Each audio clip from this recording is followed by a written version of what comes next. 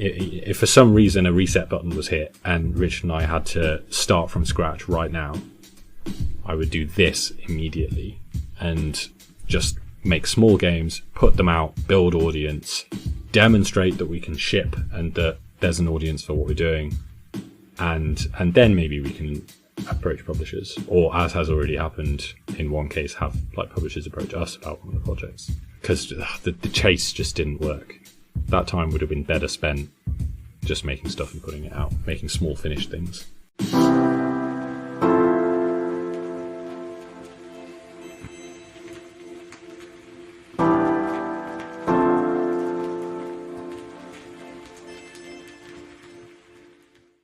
Hello and welcome to another episode of In the Footsteps of Giants. I'm your host Stuart Neill and I'm joined by Richard and Tony of Far Few Giants. What about the games that you've been working on then? The last you were talking, you had both sort of an idea for a Lighthouse game and then there was the Leviathan game as well. And you'd also mentioned sort of potentially looking at keeping or making other games that were thematically linked to the Night Fisherman as well. The Lighthouse game went out the window for the time being. I'm so sad. It was a Richard darling. Hang on, isn't the reason why we threw out the Lighthouse game because we were really low and we wanted to do... Oh no, that I think we might have talked about it last time. That was why we started the Night Fisherman, wasn't it? Or we released the Night Fisherman or something. We released the Night Fisherman having thought it was just like an off-the-cuff thing we'd do in the last week, and then it did really well. And then we went, actually, we could do this. It has a lot of potential, not just like as a game, but as a publishing method. Like making a cinematic, longer game in 10-minute scenes at a time, and actually putting them out and building an audience throughout the production of the game with like finished portions, finished for now portions, that you release. And I think it was a combination of the fact that we had A, gotten praise, B, it seemed simpler, and C, it had this more interesting like marketing, indie publishing slant to it, that we decided to drop the Lighthouse game. So to actually answer the question, we haven't done any more work on the Leviathan, the winter survival game. We took a step back and spent the last 3 weeks, I think, just focused on following the Night Fisherman with something. We didn't intend for the follow-up to be bigger in scope than the Night Fisherman was, but it did end up that way. So the game has 2 scenes rather than 1. Probably an extra 4-5 minutes worth of content. It has more characters. The script is longer, all the above. More bespoke sound effects, more animations and stuff. I remember saying, I'll just make this beach scene because Tony's writing the script. That'll keep me busy. And then not realizing the amount of effort required and like essentially becoming this bit of a behemoth and requiring pretty much as much effort as the full other scene in the end. Right. Here's an example of how this got out of hand. I think I said at some point to Richard, like, oh yeah, we could show this scene on a beach. And thinking that at most he would produce like a sand-coloured plane intersecting a watercoloured plane. I hadn't written a script for it yet or anything. And then a day later, we had an entire section of mega scanned real coastline in the game with a bunch of cinematic cameras set up and an animated character in it. I was just like, what the hell is and it desperately needs optimizing, but we tried to use the optimized version of this model for it literally today, and we're launching the game tomorrow. And it turns out that when you swap the beach out for the optimized, less mega scan real piece of coastline version, most of it looks crap. It doesn't look anywhere near as pretty. No. Yeah, it just does. Even with the super simplistic like color palette and everything, like it just loses a lot of the texture. So So the Megascan has stayed in. But we have a 75 megabyte download. Yeah. So that probably, if we ever do like a Switch edition or something, that won't make it in, I don't think. But yeah, for now it's there. I think I came to you with like my idea for a basically like my idea for a script. It was kind of like an animatic. I was like, right, the boy washes up, walks up the beach, and gets run over by a car. And you were like, what? Where did that come from? How can we possibly make that happen within the story? Like, it doesn't make any sense. I'm like, no, this is my vision. We have to see it through. And then spent the next 2 weeks trying to convince you and all of our playtesters that it's the right choice. I didn't say no at any point. I would like to point out. I think that idea was good. I had qualms about the car hit and exactly how we should manage it. But yeah, this is the difficulty of having 5 weeks or whatever in front of us to make the game in rather than 1 week. Like you have all these ideas, you start doing this stuff and you go, well, yeah, we got 5 weeks. And you actually plan or in your head, you think of that as 5 weeks or 3 weeks, whatever we have remaining at that point of actual development time. But at least like a third of the time is taken up with random crap, like meetings that we go to or answering emails or the dog's sick or like, just... There's a lot of like marketing preparation and stuff. Yeah. So actually you don't have that much time and it's a lie. But we've made it through this time and we've got a game ready to launch tomorrow. So I think it's better for it having 2 scenes. Yeah, for sure. Yeah. Despite it being overscoped and antithetical to what we originally were planning for the series. Like I was looking back at the first episode with just 2 boats and 2 characters and a skybox and a water plate. And I was like, oh my god, I didn't realize how simple this was. Yeah. How little was there. And just setting the game on land in a house is like an insane amount of work. Because you then got to have like, I don't know, 50 assets or something to make the room not look empty. This was the central point of contention in this project was the house. So my vision for it was that we would have this scene in a house, but coming off the back of the Night Fisherman, we didn't want it to be super complex. So we would solve that problem by being like, well, fuck complexity. Let's just have almost like a really minimized theatre production. Let's just have the few assets that are vital to the story. So we've got this dinner table scene, and I was like, we need a couple of chairs, a table, some plates on the table, the characters in the chairs, 1 wall, we don't need the other walls, a window and a door. Those are the only assets that come into play in that scene. Meanwhile, your reference was Mrs. Weasley's house and a scene from Children of Men of a hippie shack in the New Forest. Yeah, so there was a communication problem there, because what I meant was I want the few assets we use to be looking as if they would come from this place. And you were saying like, oh yeah, I can fill a house with clutter in like an hour. That's no big deal. So I was like, well, if he says you can do it. But this is the minimum. And then Richard got stuck for days like, oh, I don't know what to do. I don't know what to put in on all these walls. I don't know what to fill the space with.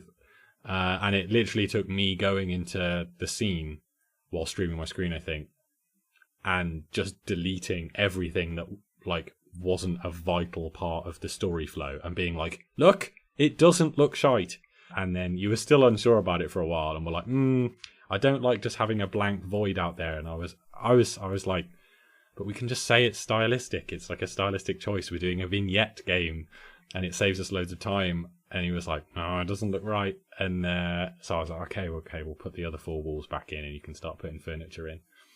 And I think I came to look at it the following lunchtime and it was a void again and he'd given in. And he was like, actually, I like this now. It's fine. But it definitely took some coming around too, I think. Yeah, I had the trouble that I needed to...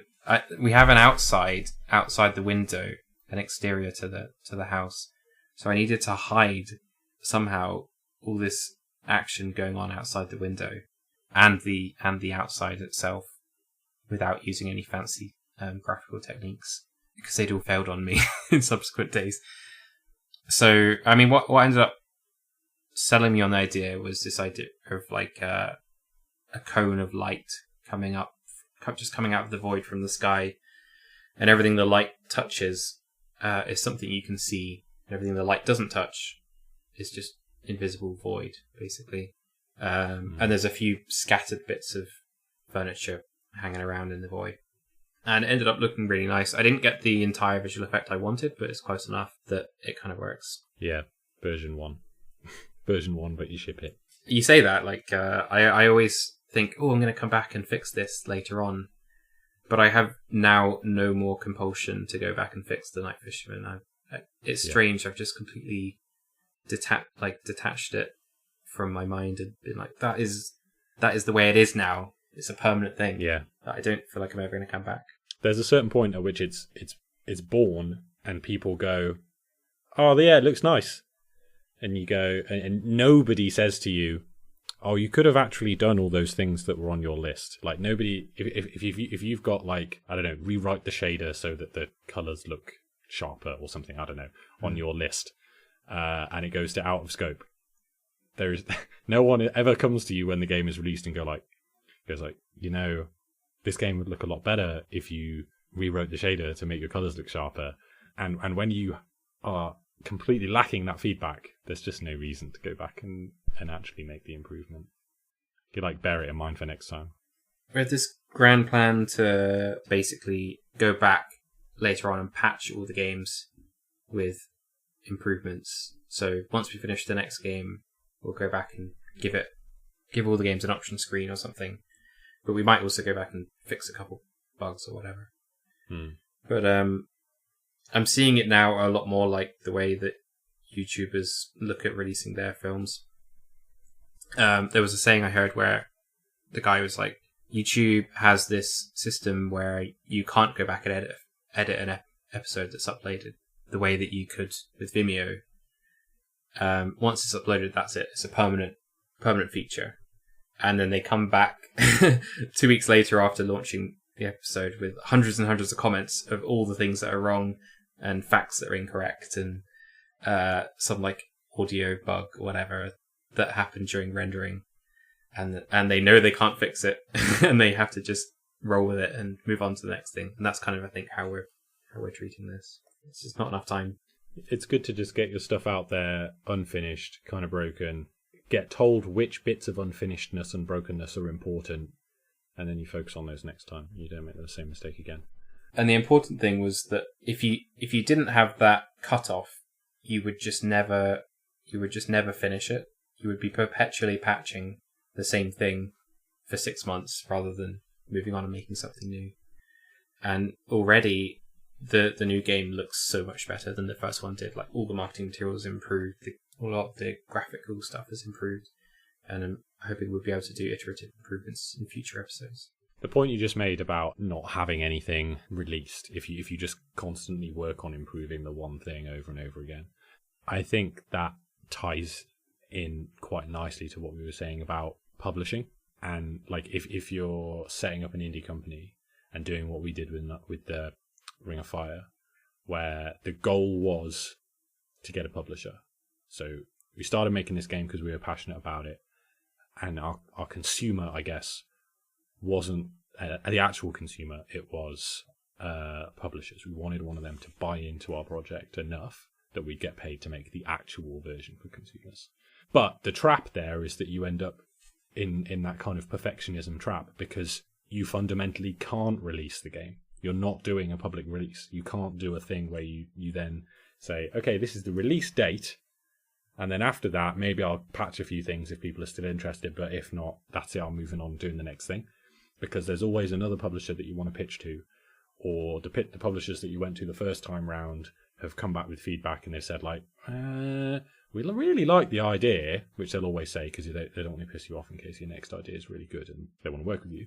They'll say, we really like the idea, but, it needs these art assets in place. Like, it needs to look like these concept art. pictures that you've given us, or the gameplay needs fleshing out, or it needs better tutorialization in a pitch prototype build. So you go, okay. And they may well be stringing you along. A lot of them won't be, because a lot of them are very nice people. But there's no point at which you're like, okay, this is my launch to publisher's date. And then once you hit that date, that's it. You don't work on that prototype that you've been working on for 6 months anymore. That is your launch date. You just move on. That never comes. So you end up in this trap of like continuously pitching, going back doing some work, pitching, going back doing some work. Whereas if you just put that out on a marketplace, it would have either been a success or a dud immediately, and then you move on either way.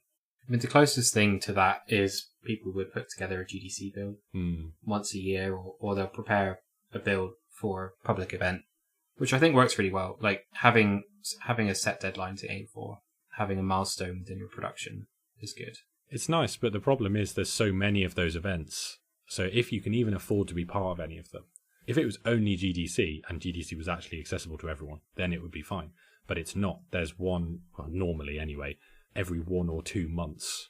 So if you go and pitch at one, by the time those conversations have run dry, because it takes ages, you're on the next one anyway. So you're like, oh, okay, we'll improve the build again and we'll go pitch at EGX.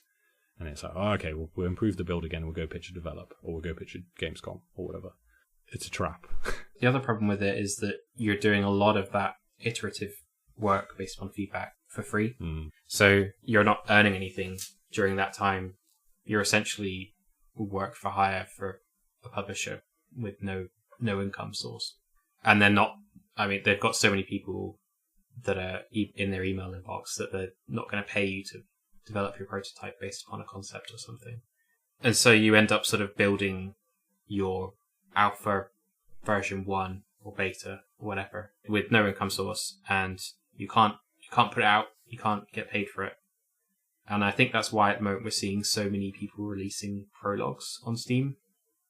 There's just a whole bunch of like experimental adventure games, indie games that have those demo builds sitting around from these events, don't have anything to do with it, and are like desperate to try and get some sort of market validation that their idea works and that there's a customer out there for that product. I think the prologue system is working really well.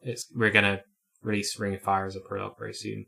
And it's kind of strange as well seeing demos coming back after so many years of demos being seen as a bad aspect of business. I've read a lot of Gamasutra articles where they would say every demo download is a lost sale. But I think now the way that the internet is and the way that algorithms are so powerful, what actually happens is every demo download turns into a potential word of mouth, or turns into a check on the box that this game is worth playing, this game is worth talking about, and also potentially like a wish list that will then make your next thing or your other products more successful. So I think it can only help at the moment. I think it's all based on a fundamental misunderstanding of how markets work for people that don't have loads of money. Because like it's the same as the arguments against things like, this is going to be controversial, but piracy, for example. Because what happens is, when people pirate things, like pirate a TV show, pirate a movie, pirate a game, en masse, the more somebody pirates something, the more money they put in to those things. Like, the more somebody pirates music, that correlates with them becoming, over the rest of their life, a person who spends significantly more money on music. And I think it's similar. There was a very similar argument to like anti-piracy arguments about demos, because it was, well, somebody's getting to play a nugget of your game for free, they're getting a taste for it, and then that means that they are therefore done with it, and you're not going to see any financial return. Whereas realistically what happens is, if there's a bunch of people online, particularly people who don't have that much money, getting really into your game that is available for free as a prologue, then that means that your audience, a very small subset of which, or maybe a very big subset of which, will eventually actually purchase the game or buy something from you or buy your next game, is much larger than it was when you held everything tight and didn't put out demos or didn't put out free versions or whatever. So you just need to get as many people as possible, I think, engaging with your thing, and the subset of that amount of people that will give you money is bigger than what you'd get if you didn't have any engagement. I mean, that's why we're putting out the Night Fisherman stuff like we are, and why we've pledged to like release a game for free every month for the next 12 months. It's about getting people to engage with the stuff that we're putting out, being able to communicate directly with them, and then having a small portion of that audience, hopefully that small portion being big enough to sustain us, actually buying the stuff when it comes around to that point next year. I mean, it's already sort of working for us, right? So those people who played the Ring of Fire demo were the first ones to leave reviews and join our Discord when we released the Night Fisherman, because Steam's algorithm saw they played our games and then recommended the next game. Yeah.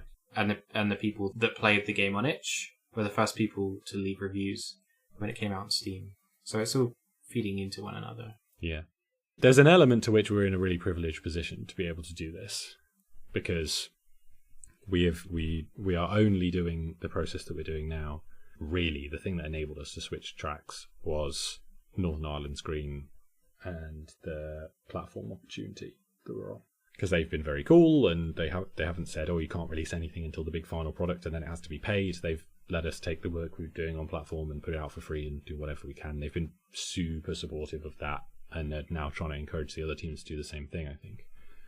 But if you're going to start making indie games or trying to actually start an indie company, you're not going to get paid for making those publisher prototypes either. So right now, if it was a choice, like if for some reason a reset button was hit and Rich and I had to start from scratch right now, I would do this immediately and just make small games, put them out, build audience, demonstrate that we can ship and that there's an audience for what we're doing, and then maybe we can approach publishers, or as has already happened in one case, have like publishers approach us about one of the projects, because the chase just didn't work. That time would have been better spent just making stuff and putting it out, making small finished things. Yeah, I've been thinking about why this was the case. So when we started making Ring of Fire, we kind of had the intention of releasing the first episode as a standalone thing. And it was only once we started to apply for and gather more funding and more opportunities that our goals and scope of the project became much bigger. We were thinking about doing 6 episodes. We were thinking about doing 7 or 8 hours worth of content to justify the amount of budget we needed to spend a year on development. That tied with our local funds goals of getting prototypes in front of publishers, getting a letter of approval from a publisher with like a list of changes, and then eventually getting the game signed. And once you sign, unlocking more funds as match funding.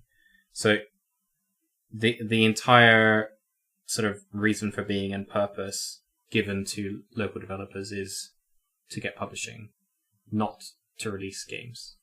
And so that ends up with a lot of developers just like having 5 or 6 unfinished prototypes and no release games. It's putting the cart before the horse, really.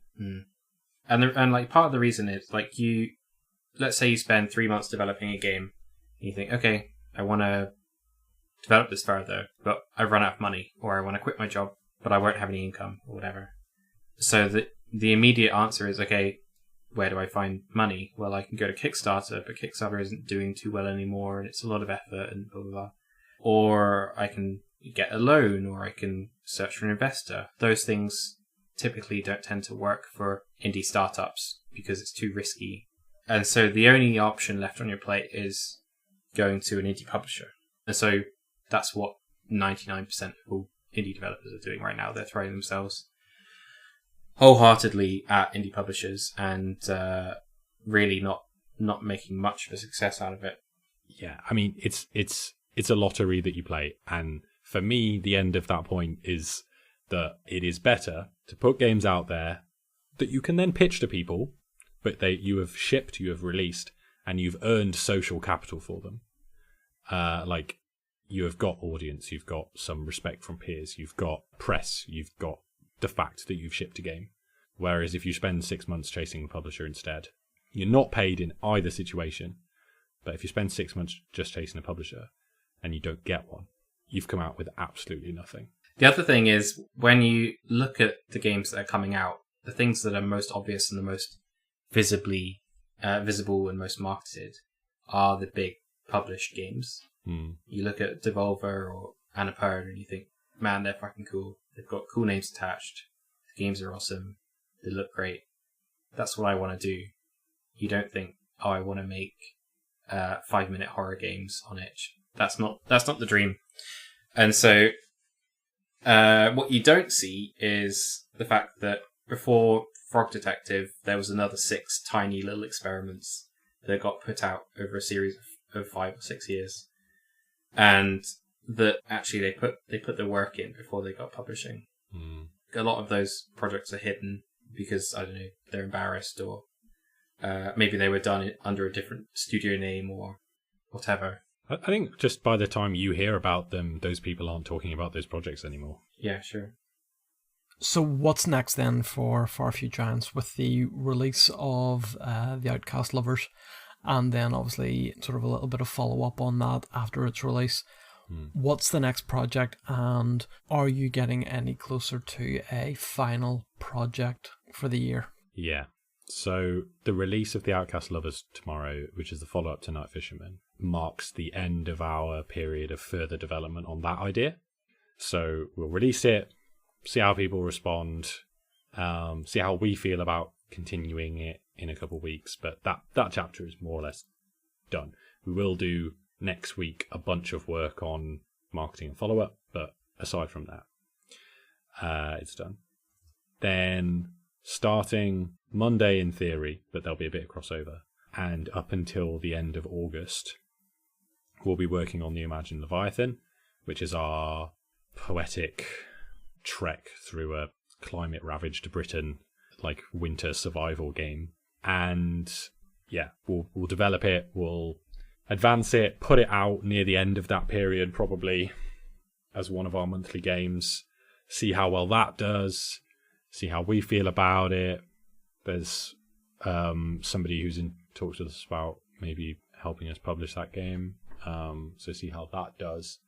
And then it'll be at that point at the very end of August, on the cusp of September, where we have to make the decision, are we going to go ahead with the Night Fisherman sequel thing where we keep putting out those episodes of it and then make a big collected edition at the end and sell it? Or do we pursue this winter survival game for another 6 months and see where that takes us? That the publishing model is more standard for, though, because that we haven't conceived of it in a way where we could realistically release it piecemeal like we're doing with Night Fisherman. Right now, because we're at the end of the second phase of it, I'm more excited about the Night Fisherman, Outcast Lovers, and continuing that, just because it's both creatively inspiring, allows me to be political, allows me to be wanky enough, and but also has all this stuff that I'm passionate about and interested in on the publishing side, being able to be more direct. Yeah, it's a bit more of a known quantity as well, because we're not doing anything that's too experimental in the mechanics. It's a known beast. So with the Imagined Leviathan, we don't know what the core mechanics are going to be, really. We know that it's going to have some sort of poetry. We know that it's going to have a black and white art style. We know that it's going to mainly revolve around temperature and hopefully not require any hunger systems or any overly complex survival systems interplaying off of each other. But apart from that, it's a big unknown, and that's kind of scary. By the end of August, that won't be the case, though. Yeah. Like, probably by the next time you hear us, maybe we'll have figured out what the overall scope of that project is, and we'll probably be sat here going, actually, no, it's entirely in our wheelhouse, and we could do it, and we'll just be wrestling with difficult decision. But that's what's next. I'm also interested to see what the publisher that is speaking to us about Imagined Leviathan makes of us releasing the game in an early state on itch to our following, and whether they'd still be on board afterwards. Hopefully so. Hopefully they'd see it as a way to evolve and iterate based upon fan feedback.